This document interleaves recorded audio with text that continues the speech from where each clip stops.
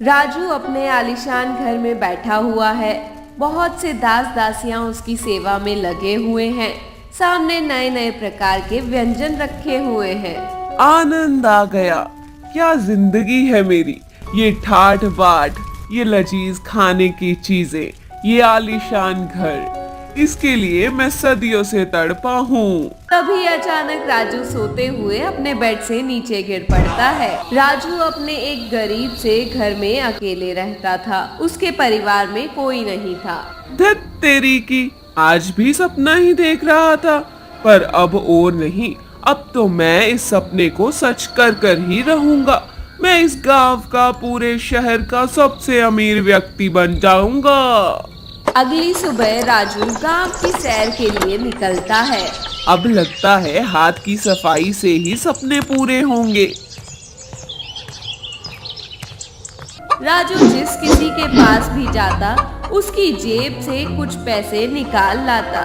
राजू की हाथ की सफाई इतनी तेज थी कि लोगों को भनक तक नहीं लगती थी और उनका जेब खाली हो जाता था। रात हो जाती है अब।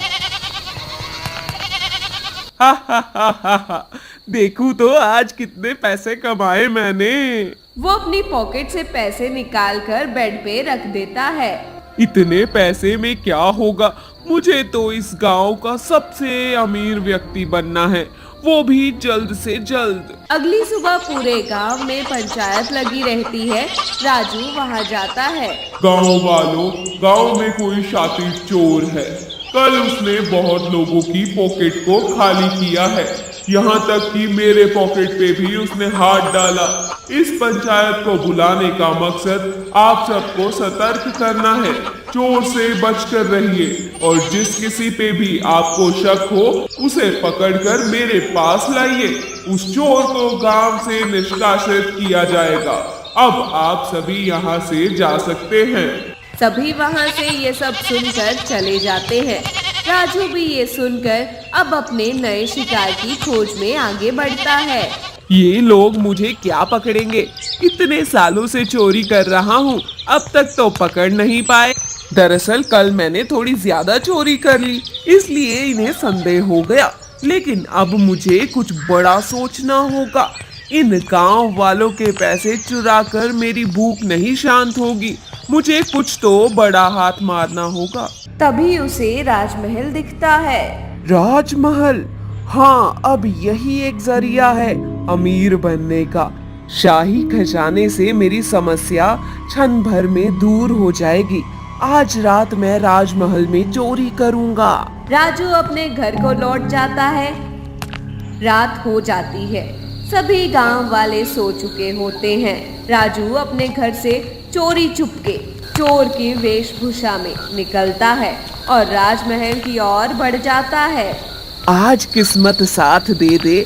आज अगर मैं सफल रहा ना, तो फिर मुझे कभी चोरी करने की जरूरत नहीं पड़ेगी। वो सिपाहियों से बचते बचाते शाही खजाने की ओर बढ़ जाता है। इधर उधर ढूंढने के बाद आखिरकार उसे शाही खजाना मिल जाता है। वाह, इतना सारा खजाना। इसमें से थोड़ा धन अगर मैं ले भी लेता हूँ तो महाराज को थोड़ी ना पता चलेगा। चल राजू, जल्दी से, इससे पहले कोई तुझे देखे, यहाँ पर चोरी कर ले और डाका डाल के आधी चीजें ले चल। राजू तेजी से अपने बैग में खजाना भरने लगता है। बैग भर जाने के बाद वो उसे कंधे पे लटकाकर चोरी छुपे सिपाहियों से बचते राजमहल से निकल आता है। अगली सुबह गांव में कुछ सैनिक आए हुए होते हैं। पूरे गांव के लोग जमा होते हैं। राजू भी वहीं आता है।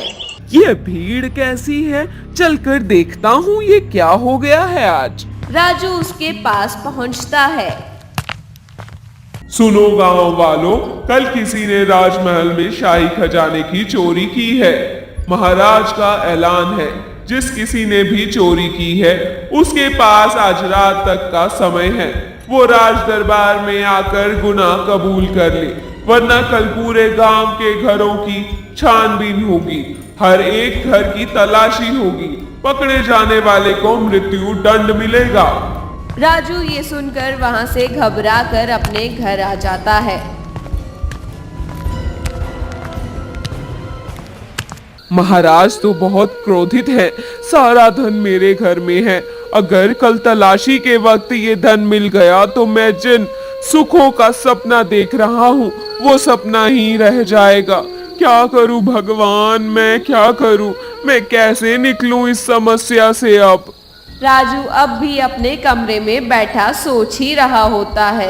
क्यों ना मैं ये गांव छोड़कर यहाँ से चला जाऊं। एक बार इस गांव से निकल गया फिर कोई मेरा कुछ नहीं बिगाड़ पाएगा। राजू अपने धन को लेकर रात के अंधेरे में सबसे छुपते छुपाते जाने लगता है।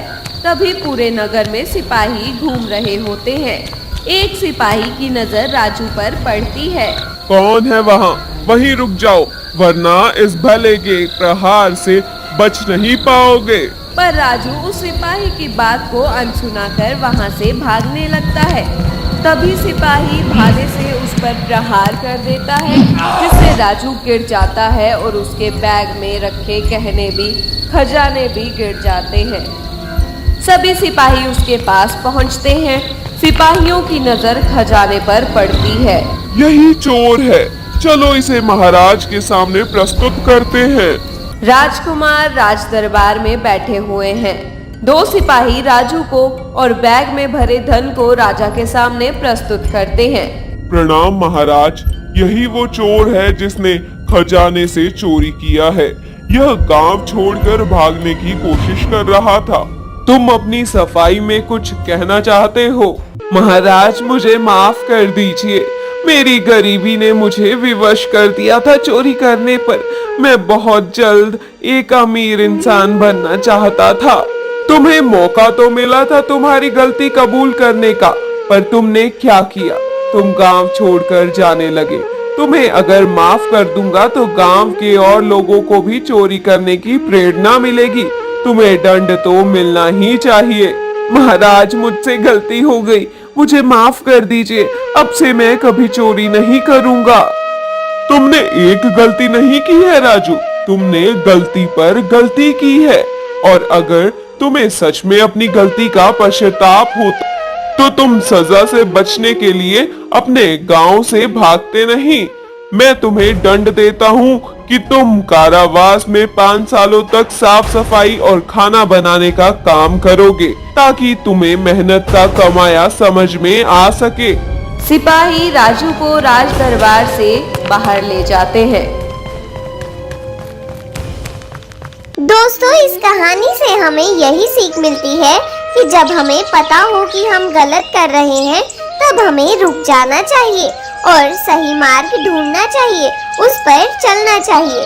पर राजू ये जानते हुए भी उसका मार्ग गलत है, हर बार गलत मार्ग पर चलता गया और आज उसे उसकी गलतियों का इतना बड़ा दंड मिला है।